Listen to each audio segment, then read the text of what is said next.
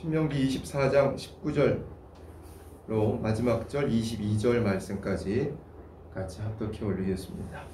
내가 밭에서 곡식을 벨 때에 감못을 밭에 잊어버렸거든 다시 가서 취하지 말고 객과 고아와 과부를 위하여 버려두라. 그리하면 내 하나님 여호와께서 내 손으로 하는 범사에 복을 내리시리라. 내가 내 감람나무를 떤 후에 그 가지를 다시 살피지 말고 그 남은 것은 객과 고아와 과부를 위하여 버려두며 내가 내 포도원에 포도를 딴 후에 그 남은 것을 다시 따지 말고 객과 고아와 과부를 위하여 버려두라. 너는 애굽 땅에서 종되었던 것을 기억하라. 이러므로 내가 네게 이 일을 행하라 명하노라. 아멘. 애굽 땅에서 종살이하던 이스라엘 백성을 하나님께서 이끌어내시면서 모세를 통해서 이와 같이 명령하셨습니다. 이 모세에게 주신 율법의 말씀은 율법 시대에만 해당한다고는 볼 수 없습니다. 율법이라는 것은 물론 율법 모든 자체는 예수님 율법의 요구는 십자가로 말미암아 다 마침이 되었고 예수님께서 십자가로 율법의 모든 요구를 다 이루기는 하셨지만 그 율법의 원리라는 것이 시대가 바뀌었다고 해서 변한다는 의미는 아닙니다. 그 율법에서 우리가 무엇을 알아야 하느냐면 이런 말씀들 신명기 24장 이런 말씀들을 통해서는 하나님의 공의가 무엇인지를 알아야 되는 것입니다. 하나님께서 무엇을 옳게 여기시고 무엇을 미워하시는지가 율법의 그 원리 안에 다 나와 있는 겁니다. 그래서 신명기 24장에서 우리가 함께 합동한 말씀에서 하나님께서 원하시는 것은 버려두라는 겁니다. 버려둘 때 하나님께서 네 하나님 여호와께서 내 손으로 하는 범사에 복을 내리시리라고 말씀을 하셨습니다. 여기 19절에 보시면 내가 밭에서 곡식을 벨 때 그 한 뭇을 밭에 잃어버렸거든. 한 뭇이라는 건 쉽게 한 다발 정도라고 이해하시면 될 겁니다. 곡식 한 다발을 이제 추수하다가 잊어버렸어요. 가지고 오는 걸 잊어버렸는데 그걸 다시 가서 취하지 말고 객과 고아와 과부를 위하여 버려두라고 그랬습니다. 그걸 하나도 빠짐없이 다 거두어 드리지 말고 이 궁핍한 사람들을 위하여서 버려두라고 하나님께서 말씀하셨던 겁니다. 그리하면 네 하나님 여호와께서 내 손으로 하는 범사에 복을 내리시리라고 말씀을 했습니다. 하나님의 이 공의의 원리가 나와 있죠. 버리면 주신다는 겁니다. 버려두면 갚아주신다는 걸 말씀을 한 겁니다. 이게 하나님의 공의의 원리입니다. 20절에 내가 내 감람나무를 떤 후에 그 가지를 다시 살피지 말고 그 남은 것은 객과 고아와 과부를 위하여 버려두며 했어요. 그래서 성경에 보면 빈 부가 있는 것도 하나님께서 그렇게 하셨다고 그랬어요. 가난한 자들도 하나님께서 그리하게 하셨고 부한 자들도 하나님께서 그리 되게 하신 것인데 그런데 빈 부를 만드신 하나님을 인정하고 가지게 하신 사람들, 가지도록 허락하신 사람들에게는 없는 사람들을 위하여서 버려두고 궁핍한 자를 구제해야 될 것을 분명히 말씀을 했어요. 그래서 빈 부가 어쨌든 간에 하나님께서 보시는 것은 뭐냐면 애굽 땅에서 종살이했던 너희들에게, 그러니까 종살이라는 것은 아무것도 없는 사람들이었다는 건데 애굽 땅에서 종살이하던 사람들을 끄집어내 가지고 나오게 할 때 애굽 사람들에게 은금 여러 가지 폐물들을 가지고 나오게 하셨고 또 약속의 땅인 가나안 땅으로 들어가 가지고 이제 그 땅에 가나안 족속들을 물리치고 거기서 농사도 짓고 이제 삶의 터전을 이루어 나갈 때 모든 것이 하나님께서 다 베풀어 주신 것을 아멘으로 받고 은혜임을 인정하고 하나님의 명령에 순종하여 버려둘 것은 버려두라고 말씀하는 그걸 말씀을 한 것입니다. 버려둔다면 하나님께서 갚아주신다는 걸 말씀한 거죠. 21절에 내가 네 포도원에 포도를 딴 후에 그 남은 것을 다시 따지 말고 객과 고아와 과부를 위하여 버려두라고 말씀을 하시는 것입니다. 버려두라고 그러셨어요. 버려두면 하나님께서 갚아주신다고 그랬습니다. 버려두면 갚아주시는 하나님. 너는 애굽 땅에서 종되었던 것을 기억하라. 이러므로 내가 네게 이 일을 행하라 명하노라 하셨습니다. 약속의 땅에 들어가서 해야 할 일이 곡식이나 열매를 거둘 때 남김없이 거두지 말고 없는 사람을 위해서 남겨두고 버려두라고 말씀을 했습니다. 사람 욕심 같아서는 이 곡식 한 톨도 한 못 정도가 아니라 한 톨도 남기지 않고 한 이삭도 남기지 아니하고 다 걷어버리는 것이 사람에게 있는 그 욕심입니다. 근데 하나님께서 사람에게 깨닫게 하시는 것은 네가 지금 얻는 모든 것이 원래는 종이었고 아무것도 없던 사람을 건져내가지고 너에게 모든 이것을 소유하게 하신 줄로 인정하고 거기서 하나님의 말씀에 순종하여 버려둘 것을 버려두라고 말씀을 하시는 겁니다. 사람에게 버려두된 모든 것을 버려둔 것이 아니라 이 율법에서 신명기 24장에서는 일부 이제 거두다가 잊어버린 것들 또 한 무 정도 한 다발 정도를 없는 사람들을 위해 버려두라고 하셨는데 그 욕심을 내려놓고 모든 것을 다 이 거두어서 추수해서 들여버리는 것이 아니라 그 밭에다가 포도원에다가 감람나무에다 남겨뒀을 때 그 버려뒀을 때 하나님께서 갚아주신다는 것을 아멘으로 받고 인정하라는 그런 말씀입니다.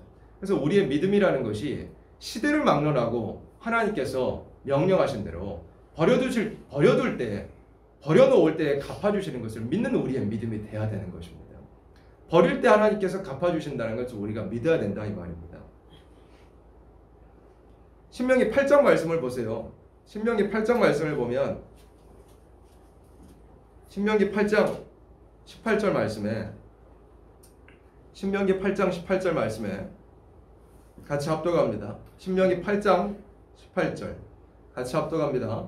내 하나님 여호와를 기억하라. 그가 내게 재물 얻을 능을 주셨습니다. 이같이 하심은 내 열조에게 맹세하신 언약을 오늘과 같이 이루려 하심이니라. 아멘. 내 하나님 여호와를 기억하라 그러셨죠. 재물 얻을 능을 누가 주셨다 그랬어요?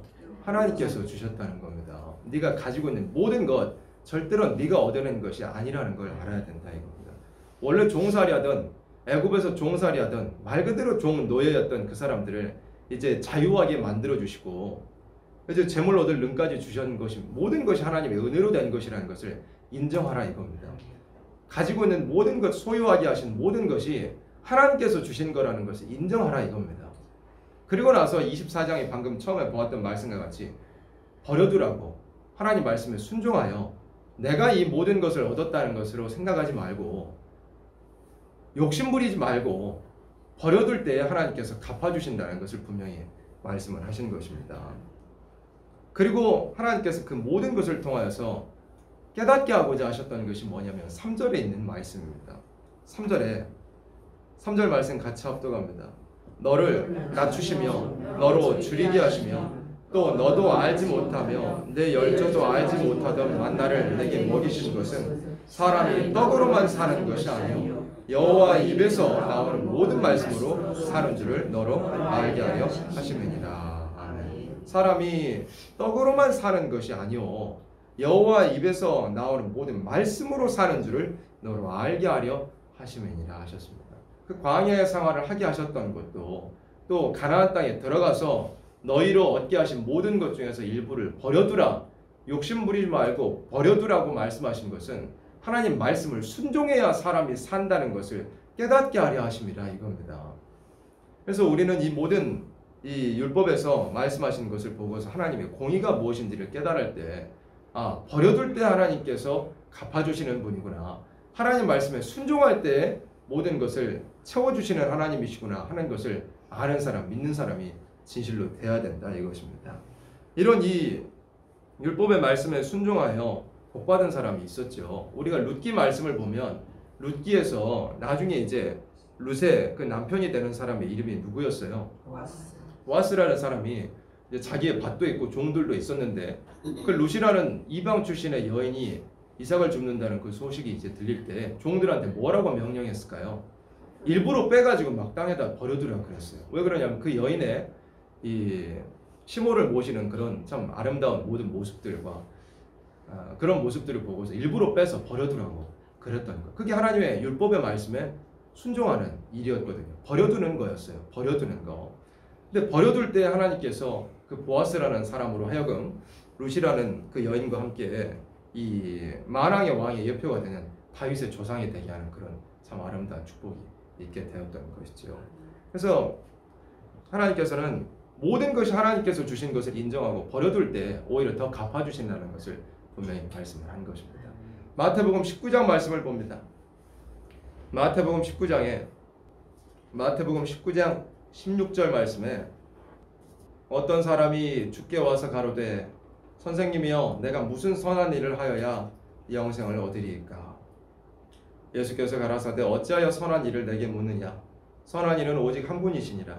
네가 생명에 들어가려면 계명들을 지키라. 가로되 어느 계명이오니이까. 예수께서 가라사대 뭐라고 하셨어요? 살인하지 말라, 간음하지 말라, 도적질하지 말라, 또요 거짓 증거하지 말라, 내 부모를 공경하라, 내 옷을 내 몸과 같이 사랑하라 하신 것이니라.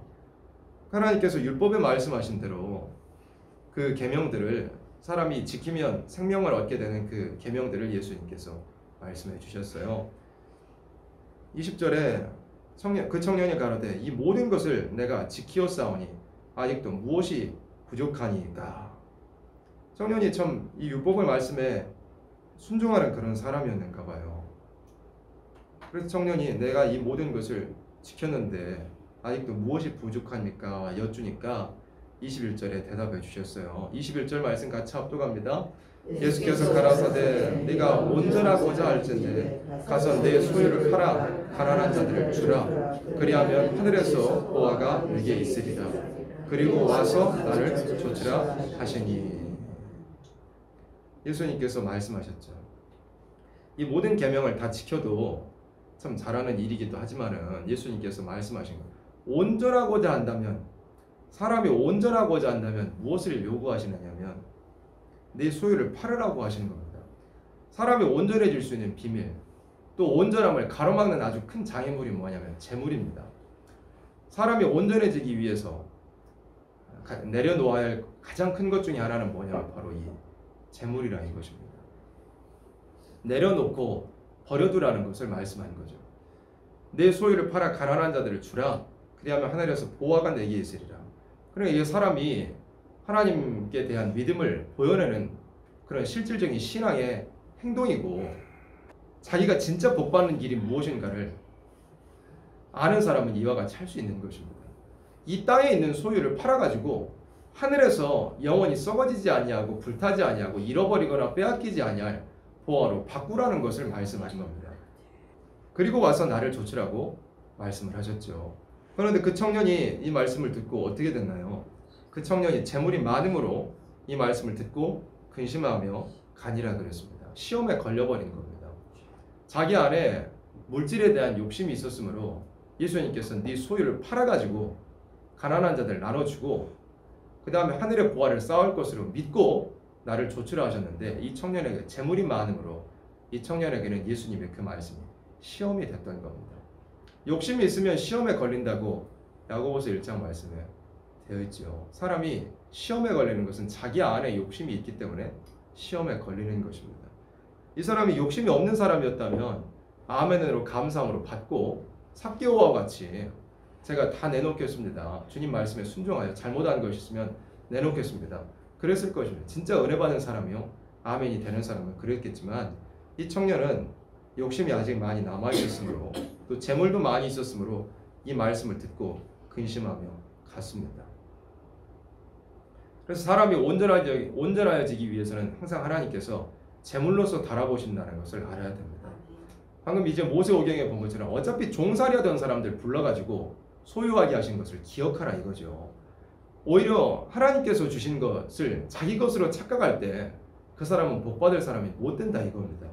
하나님께서 주신 것을 하나님께서 주신 줄로 알고, 사람이 이건 내가 소유하는 것으로 먹고 사는 것이 아니고 하나님 말씀에 순종하여 이 땅의 것을 내려놓을 때 모든 것을 책임지시고 오히려 하늘의 보화를 채워주신다는 것을 믿는 사람이 될 때 그 사람이 진짜 복 있는 사람이다 이겁니다. 이 청년은 그 시험을 통과하지 못했던 겁니다. 모든 것을 다 팔아가지고 가난한 자들을 주라고 할 때 당장에 근심이 됐던 겁니다. 여러 가지 근심이 됐겠죠. 당장에 내가 어떻게 먹고 살지, 또 처자식이 있었다면 처자식들은 어떻게 먹여 살리지 하는 그런 굉장히 현실적인 그런 이 인간적인 염려와 근심들이 이 사람에게는 있었을 겁니다. 그러나 주님께서는 무엇을 요구하시면 그 모든 걸 다 내려놓고 주님을 따르기를 원하신다 이겁니다. 그래서 23절에 예수께서 제자들에게 이르시되 내가 진실로 너희에게 이르노니 부자는 천국에 들어가기가 어려우니라.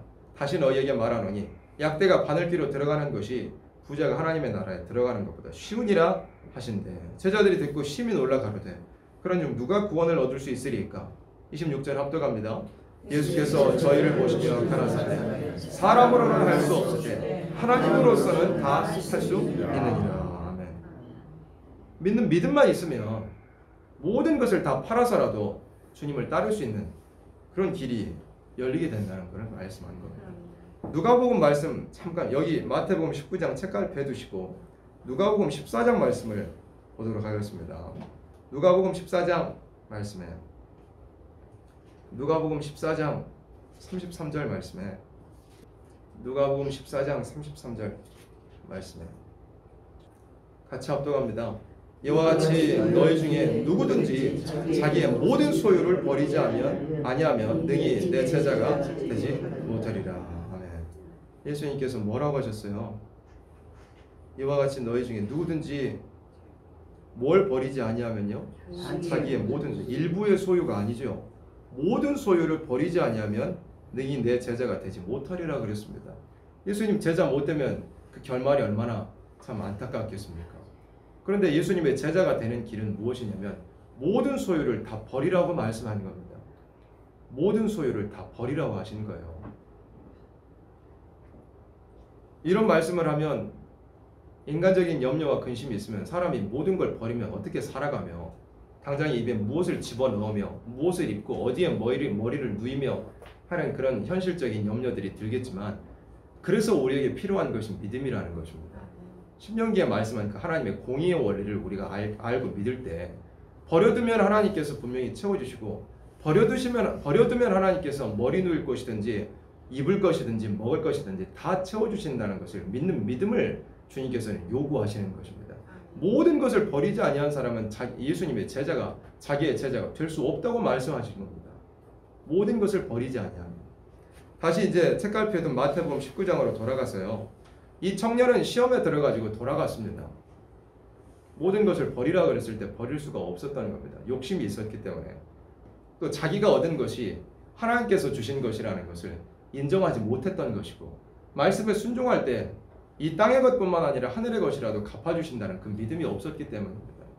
근데 주님께서 이 버려두라고 하신 것은 다 어디다 뭐 집 팔고 냉장고 팔고 어린이 찬양에도 그런 찬양도 있어요. 천국에 가고 싶으면 집 팔고 밭 팔고 냉장고 팔아라는 그런 어린이 찬양도 있기도 한데 그게 이 어린 아이들한테도 이제 굉장히 좀 과격하게 들릴 수도 있겠지만 그 이제 의미는 물론 가사도 뭐 이러쿵저러쿵 할 수도 있겠지만 그 의미는 뭐냐면 이 땅의 것에 대한 욕심을 다 내려놓으라는 그런 의미죠. 주님께서도 우리에게 요구하시기를 진짜로 사이비 이단 집단들처럼 전부 있는 소유를 다 처분을 해가지고 어디에 들어가서 집단 생활하라는 그걸 요구하시는 것이 아닙니다.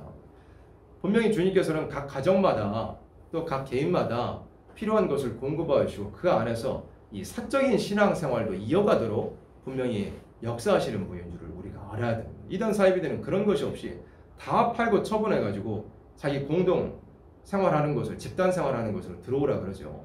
그러니까 예수님께서 요구하시는 건 뭐냐면 이 마음 안에서부터 모든 것을 가져가더라도 그걸 감수할 만한 신앙의 이 결단이 있어야 된다는 것을 말씀을 하시는 것입니다.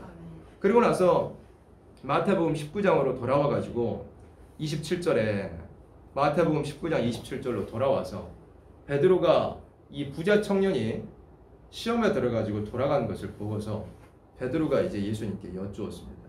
마태복음 19장 27절 같이 합독합니다. 예, 베드로가 대답하여 가로되 어서서 우리가 모든 것을 버리고 주를 쫓아싸우니 그런즉 우리가 무엇을 얻으리까? 베드로는 진짜 모든 걸 버렸잖아요. 베드로가 뭘 버렸을까요? 성경에 보면 본문에 그렇게 되어 있는 뭘 버렸을까요? 배를 버렸죠. 배도 버리고 그물도 버리고 또 하나를 더 버렸어요. 부모를 버렸다 그랬습니다. 베드로는 아버지도 버려두고 그러니까 뭐 이 요한이나 야고보 세베대의 아들들도 배도 버리고 그물도 버리고 아버지도 버렸습니다. 진짜 모든 걸 버리고 주님을 따라갔던 것입니다. 그런데 우리가 알고 있듯이 그 버렸다는 것이 진짜로 부모님을 저버렸다는 뜻이 아니란 걸 우리가 알잖아요. 베드로가 뭐 자기 부모님을 진짜로 자기 가정을 다 진짜로 저버렸다는 게 아닌 줄을 우리가 알잖아요. 예수님께서 베드로의 그 장모의 집에 가서도 고쳐주시는 일이 있었잖아요. 그러니까 베드로가 그 가정의 실제 모든 사람들 완전히 저버리고 등을 돌리고 뭐 연을 끊었다는 그런 의미가 절대 아니라는 걸 우리가 알고 있습니다. 버렸다는 것은 베드로는 실제로 버린 사람이로되 디모데 전서인가 거기에 말씀한 것처럼 친족을 저버렸다는 것이 아니라 친족을 저버린 사람은 이방인보다 더 악한 자, 불신자보다 더 악한 자라고 말씀했는데 버렸다는 것은 자기 삶의 모든 우선순위가 주님이 먼저요, 사명이 먼저였다는 것을 말씀하는 겁니다. 베드로는 진짜 버렸습니다. 자기의 생계도 버렸고 돈 벌 수 있는 모든 이 과거의 생활도 다 버렸습니다. 그리고 자기의 가정 식구들도 실제로 버린 겁니다. 버리고 나서 사명을 위해서 나섰습니다. 그리고 3년 동안 예수님과 함께 따라다닐 때 베드로가 먹을 것 걱정했겠습니까? 그렇지 않았습니다. 베드로가 진짜로 고기를 안 잡고 예수님을 3년 동안 따라다녔는데 그동안에 먹을 것 걱정하지 않았습니다. 예수님과 같이 있을 때 먹을 것 걱정한 게 아니었어요. 그 위에 모든 삶도 베드로가 물론 잠시 실수하고 넘어지는 일도 있었지만 그 이후에 베드로가 순교하기까지 모든 삶도 먹을 것 걱정하는 삶은 분명히 아니었을 겁니다. 왜냐하면 버린 자들에게는 분명히 갚아주시는 게 하나님의 원리이기 때문입니다. 28절에 보세요. 예수께서 가라사대 베드로는 우리가 모든 것을 버리고 주를 쫓았사오니 그런즉 우리가 무엇을 얻으리까 했어요. 그러니까 예수님께서 대답하실 때 모든 것을 실제로 버린 그 베드로에게 예수께서 가라사대 내가 진실로 너에게 이르노니 세상이 새롭게 되어 인자가 자기 영광의 보좌에 앉을 때 나를 쫓는 너희도 12 보좌에 앉아 이스라엘 12지파를 심판하리라 했습니다. 이와 같은 참 아름다운 영광, 크고 놀라운 영광을 누리게 하실 것을 분명히 말씀을 한 것이죠. 실제로 요한계시록에 보면 그 영원한 무궁색의 그 도성의 하나를 예시로 요한계시록 21장에 보여줄 때 거기에 실제로 12사도의 이름이 있다고 그랬잖아요. 계시록 21장 14절에 그 성에 성곽은 12기초석이 있고 12기초석이 있는데 그 위에 어린 양의 12사도의 12 이름이 있더라 그랬어요.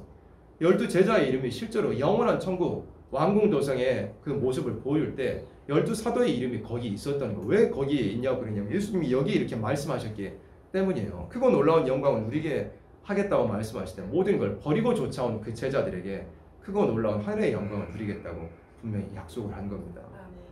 그러니까 하나님은 갚아주시는 하나님, 주님은 갚아주시는 하나님이라는 것을 우리가 믿고 살아가야 된다 이거죠. 29절 말씀 같이 합독합니다. 또 내 이름을 위하여 집이나 형제나 자매나 부모나 자식이나 전토를 벌인 자마다 여러 배를 받고 또 영생을 상속하리라. 아멘.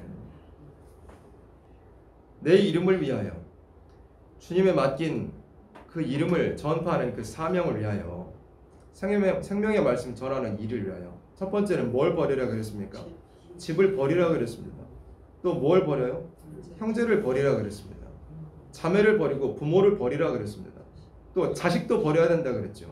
또 뭘 버립니까? 전토를 버리라 그랬습니다. 그냥 가지고 있는 소유든지 뭐 머리 누일 곳이든지 가정 식구들이든지 자식들이든지 다 버려야만 버린 자마다 여러 배를 받고 또 영생을 상속하리라고 말씀을 하는 겁니다. 그래 버려야 얻는다는 것이 비밀이라니까요. 이 땅에 있는 것을 버려야만 얻는다는 것이 하나님의 공의의 원리라는 것을 우리가 믿어야 되는 거예요. 버리지 않는 사람은 너는 왜 버리지 않았냐면서 하나님께서 꾸짖으시겠죠. 버린 자마다 여러 배를 받고 또 영생을 상속하리라고 말씀을 했습니다. 집도 버려야 되고 전토도 버려야 되고 형제나 자매나 부모나 자식을 다 버려야 된다고 말씀을 하신 겁니다. 버리는 사람이 되어야 이 땅에서도 여러 배를 받고 또 영생을 상속하리라고 그런 거예요. 이 땅에서도 버린 자에게 오히려 다 갚아주시고 이 땅에서 버린 자에게 영생을 상속하도록 주신다는 것을 우리가 항상 알아야 됩니다. 그리고 산신앙, 산믿음이라는 것은 실제로 내가 버릴 때 하나님께서 채워주시는 것을 믿는 그 산 체험이 있는 사람이 진짜 산 믿음을 가지고 있는 사람입니다. 우리의 삶에 이 모든 결정의 순간에 물질과 하나님의 영광을 선택해야 되는 그런 선택의 순간에 물질이 아니라 세상 것이 아니라 그걸 버리고서라도 맡은 사명을 하고 그걸 버리고서라도 주님의 영광을 나타내는 사람이 될 때 갚아주시는 하나님인 것을 일하는 것을 실제로 체험하는 그런 이 산신앙이 우리에게는 반드시 있어야 된다 이겁니다. 모든 사람에게 이 부자 청년에게 있었던 그런 시험과 같은 시험이 온다는 것을 우리는 항상 알아야 됩니다.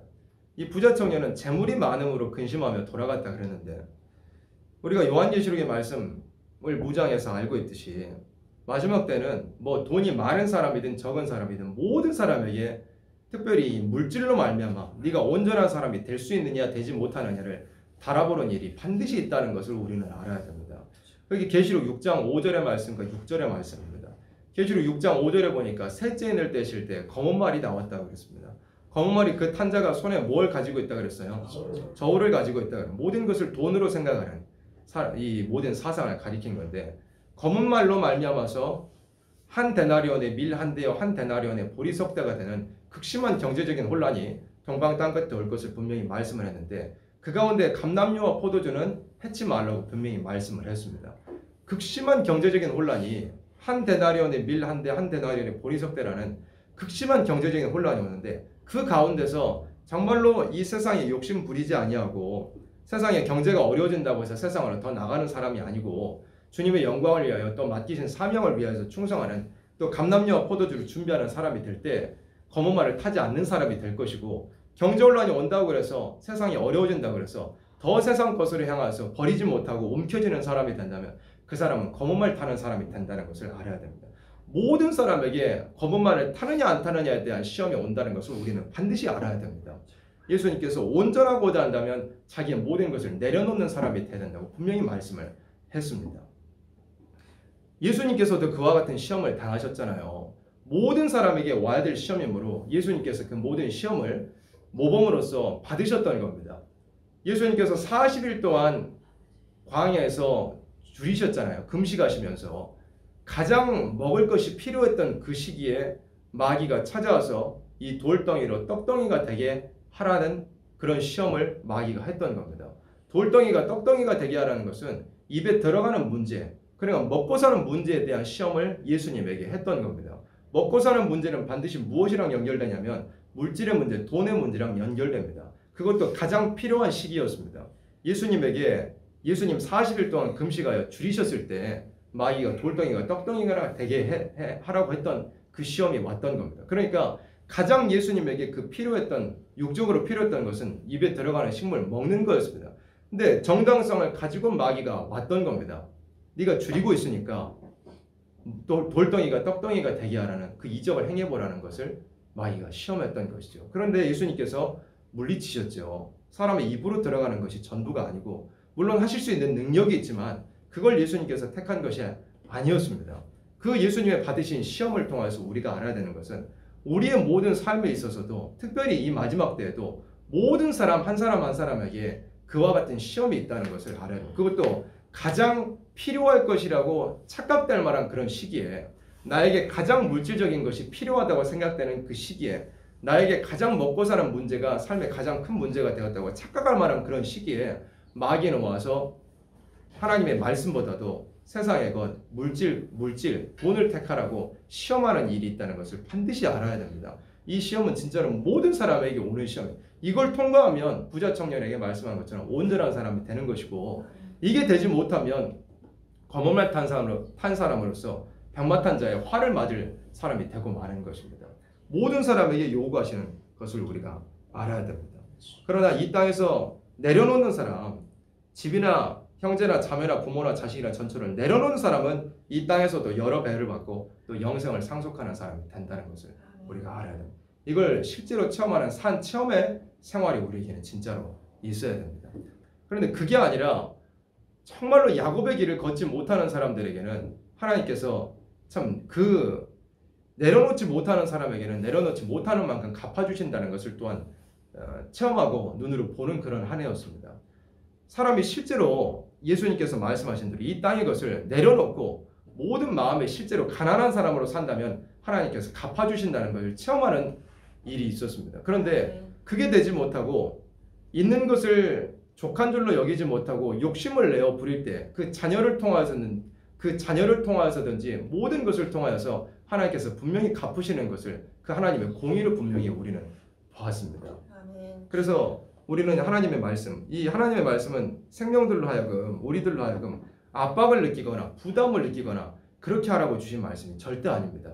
하나님은 주고 싶어 하시는 하나님이시오. 하나님의 말씀에 순종할 때 이 땅에서 여러 배를 주고 싶어 하시는 하나님인 줄을 아멘. 우리가 알아야 됩니다. 그 하나님의 사랑의 법을 의심하니까 사람이 믿지 못하니까 주고 싶어 하는 것도 받지 못하는 사람이 되는 것입니다.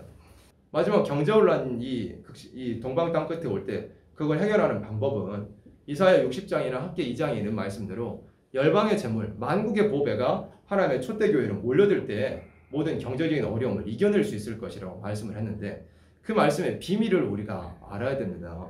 학계 2장에 만국의 보배가 성전으로 몰려든다는 말씀이나 이사야 60장에 열방의 재물이 영광의 집을 영화롭게 한다는 그 말씀의 그 배경을 우리가 알아야 되는 것이 이사야 선지자가 예언했던 그 시기가 언제냐, 학계 선지자가 실제로 활동했던 그 시기가 언제냐면 바벨론에서 돌아와서 성전 지을 때를 가리켜 말씀한 거였습니다. 바벨론에서 돌아와서 성전 지을 때였어요. 근데 바벨론에서 돌아오는 그 사람들이 스룹바벨과 여호수아를 비롯하여 돌아온 사람들이 성전 지었던 그 사람들은 바벨론에서 수십 년 동안 살았던 모든 생계든지 삶의 터전을 다 버려내고 온 사람들이었습니다. 그 바벨론에 포로되어서 수십 년 동안 살았던 그 모든 생계와 삶의 터전을 다 버려놓고 오직 성전 하나 짓겠다는 이 열심과 사명감을 가지고서 돌아왔던 사람들에게 그와 같은 약속을 주신 것입니다. 너희가 버려내고 바벨의 모든 것을 다 버려내고 예루살렘 땅 성전을 지어야 될 땅으로 돌아왔으니까 이 성전으로 하여금 만국의 보배를 충만하게 할 것이며 열방의 재물이 거기로 몰려들 거라시라는 예언을 주셨더라 이겁니다. 아멘. 그러니까 버려내지 못한 사람들에게는 아무리 우리 입술로 열방의 재물이 동방에 온다고 호소하고 찬양하여도 우리에게는 그 말씀이 내 것이 될 수는 없다 이 말입니다. 버려내지 못하는 사람, 바벨의 것을 버려내지 못한 사람에게는 열방의 재물 우리에게 와서 경제적인 혼란을 이겨내는 그 체험을 할 수가 없다 이 말입니다. 그러니까 우리가 성가를 부를 때도 알고 불러야 됩니다. 버리지 못한 사람에게 성가 가사가 자기게 될 수 없다 이 말입니다. 그리고 새 시대는 어떤 나라냐면 새 시대가 어떠한 나라인 줄을 알면 그 나라에 들어갈 사람의 자격이 어떠한 것인 줄도 압니다. 새 시대는 먹고 사는 문제로 걱정하지 않는 나라죠. 새 시대는 먹고 사는 문제를 걱정하지 않는 나라입니다. 이 땅의 것에 미련을 둘 이유가 없는 그런 나라입니다. 그럼 새 시대에 들어갈 사람도 어떤 사람이 되어야 되냐면 먹고 사는 문제에 얽매이지 않는 사람이 되어야 됩니다. 이 땅에 썩어질 것 불타버릴 물질에 얽매였지 않은 사람이라야 그 나라에 들어가는 겁니다. 그 나라가 어떠한 나라인 줄을 알면 그 나라에 들어갈 사람의 인격이 어떠하려는 것인 줄도 우리가 알 수 있는 것입니다. 그래서 이 시간 신명기 말씀 또 마태복음 말씀을 통하여서 하나님께서 원하시는 것이 무엇이냐, 우리 주님께서 원하시는 것이 무엇이냐를 알았습니다. 어쨌든 주님은 원하시는 것, 하나님은 원하시는 건 뭐냐면 주고 싶어하는 분인 줄을 우리가 알아야 돼요. 그런데 주고 싶어하되 받고 싶은 사람은 어떻게 되느냐, 반드시 버려야 받을 수 있다 이겁니다. 버려야만 받을 수 있는 것이 하나님의 원리입니다. 그래서 정말 새시대 천년왕국을 목적하고 나아가는 우리들이 정말 하늘에서 축복 주시는 것을 받아 누리기를 소망하는 우리들이 정말 실질적인 신앙의 삶 속에서 있어야 되는 것이 무엇이냐면 이 땅의 것을 버려내는 것이 있어야 된다 이 말입니다. 아멘. 그래서 버려낼 때 갚아주시는 하나님, 내려놓을 때 채워주시는 하나님, 정말로 그 모든 것을 체험하면서 산 체험이 있는 그런 삶을 살아나갈 수 있는 그런 우리들이 반드시 되어지기를 소망합니다.